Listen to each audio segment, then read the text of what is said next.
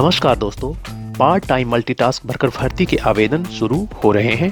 Part time multitask worker भर्ती की नई जानकारी लेकर मैं आपके सामने फिर से उपस्थित हूं। आज मैं आपको पार्ट टाइम मल्टीटास्क वर्कर भर्ती के आवेदन पत्र या एप्लीकेशन फॉर्म को कैसे भरना है के बारे में बताऊंगा। जैसा कि आप स्क्रीन पर देख पा रहे होंगे, आपको मैं एप्लीकेशन फॉर्म का डाउनलोड लिंक भी वीडियो के नीचे दे दूंगा। आप वहां से भी एप्लीकेशन फॉर्म या आवेदन पत्र को डाउनलोड कर सकते हैं। सबसे पहले, जैसा कि आप स्क्रीन पर देख पा रहे होंगे, पहले एप्लीकेशन में आपको यहाँ खंड प्रारंभिक शिक्षा अधिकारी एजुकेशन ब्लॉक का नाम भरना है। इसके बाद जिला का नाम भरना है। इसके बाद यहाँ नीचे कैंडिडेट को अपना मूल विवरण भरना है। सबसे पहले कैंडिडेट को अपना एक अटेस्टेड फोटो यहाँ पर इस बॉक्स में लगाना है। इसके बाद आपसे आपके जिले का नाम भरने के लिए कहा गया है। यहाँ पर आपको अपने जिले का नाम डाल देना है, जैसे कि मैं यहाँ पर कांगड़ा भर देता हूँ। इसके बाद आपसे आपके शिक्षा खंड या एजुकेशन ब्लॉक की जानकारी मांगी गई है। यहाँ पर आपको एजुकेशन ब्लॉक का नाम डाल देना है। इसके बाद स्कूल का नाम, जहाँ पोस्ट खाली है या जहाँ से आप अप्लाई कर रहे हैं, उस स्कूल का नाम यहाँ पर डालना है। इसके बाद कैंडिडेट को अपने नाम के साथ अन्य जानकारी भरनी है। इसके बाद आपसे आपके पिता का नाम या पति का नाम पूछा जा रहा है। यहाँ पर आपको अपना फादर्स नेम या पति का नाम भरना है। दोस्तों, अगर आपने अभी तक हमारे चैनल को सब्सक्राइब नहीं किया है तो चैनल को सब्सक्राइब कर लें, ताकि आपको पार्ट टाइम मल्टीटास्क वर्कर भर्ती की नई जानकारी समय पर मिल सके।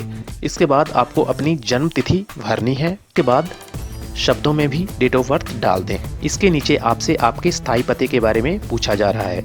यहाँ पर आपको अपना एड्रेस भरना है। जैसे कि सबसे पहले आपसे आपके काम का नाम पूछा जा रहा है।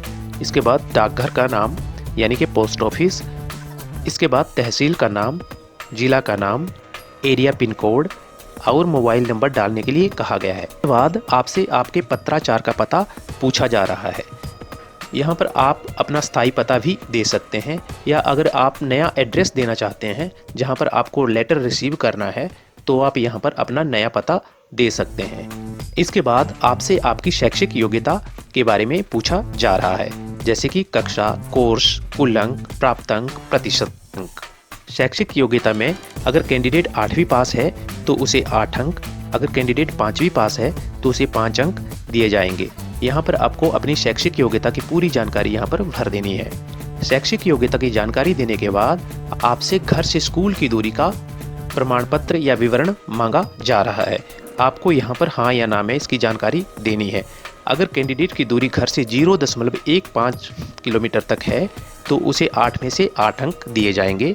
अगर कैंडिडेट की दूरी घर से 1.6 किलोमीटर से लेकर 2 किलोमीटर तक है तो उसे 8 में से 6 अंक दिए जाएंगे। इसके बाद कैंडिडेट की दूरी घर से अगर 2.1 किलोमीटर से लेकर 3 किलोमीटर तक है तो उसे 8 में से 4 अंक दिए जाएंगे। इसी तरह अगर कैंडिडेट की दूरी घर से 3.1 किलोमीटर से लेकर 4 किलोमीटर तक है तो उसे 8 में से 2 अंक मिलेंगे। यहाँ आपको हाँ या ना में सारी जानकारी देनी है। इसके बाद आपसे आपकी शैक्षिक योग्यता के बारे में पूछा जा रहा है। अगर कैंडिडेट 8वीं पास है या 5वीं पास है तो उसकी जानकारी यहाँ उसे यस या नो में देनी है। 8वीं पास कैंडिडेट को यहाँ पर 8 अंक दिए जाएंगे और 5वीं पास कैंडिडेट को यहाँ पर 5 अंक मिलेंगे। इसी के आधार पर मेरिट बनेगी और पार्ट टाइम मल्टीटास्क वर्कर भर्ती की सिलेक्शन होगी। इसके लिए मैंने बहुत से वीडियो पहले ही डाल रखे हैं, आप चैनल पर विजिट करके देख सकते हैं। अगर कोई कैंडिडेट विधवा है, अति निर्धन है, त्यक्ता स्त्री जो पति से अलग रह रही है, या फिर कोई कैंडिडेट जो विकलांग हो, प्रमाण पत्र के आधार पर उसे भी 3 अंक मिलेंगे। अगर किसी कैंडिडेट की फैमिली ने स्कूल को भूमि दान में दी है तो उसे 5 अंक मिलेंगे। यहाँ पर उसे हाँ या ना में इसकी जानकारी डालने के लिए बोला जा रहा है। कैंडिडेट को इसका भी एक प्रमाण पत्र एप्लीकेशन फॉर्म के साथ लगाना होगा। BPL या IRDP से संबंधित कैंडिडेट या अनुसूचित जाति जनजाति वाले कैंडिडेट को भी 3 अंक मिलेंगे। इसका भी कैंडिडेट को प्रमाण पत्र एप्लीकेशन फॉर्म के साथ लगाना है। अगर कैंडिडेट के घर में कोई भी सरकारी सेवा में नहीं है या किसी की भी सरकारी नौकरी नहीं है तो उसे भी 3 अंक दिए जाएंगे। इसका भी प्रमाण पत्र उसको एप्लीकेशन फॉर्म के साथ संलग्न करना है।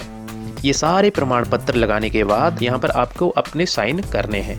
ये सारे प्रमाण पत्र कहाँ से और किस तरह बनेंगे इसकी जानकारी मैंने बहुत सी वीडियो में दे रखी है। आपने अभी तक वो वीडियो नहीं देखे हैं तो आप चैनल पर विजिट करके देख सकते हैं। इसके बाद आपको अपना एप्लीकेशन फॉर्म खंड शिक्षा अधिकारी या ब्लॉक एजुकेशन ऑफिसर को भेज देना है।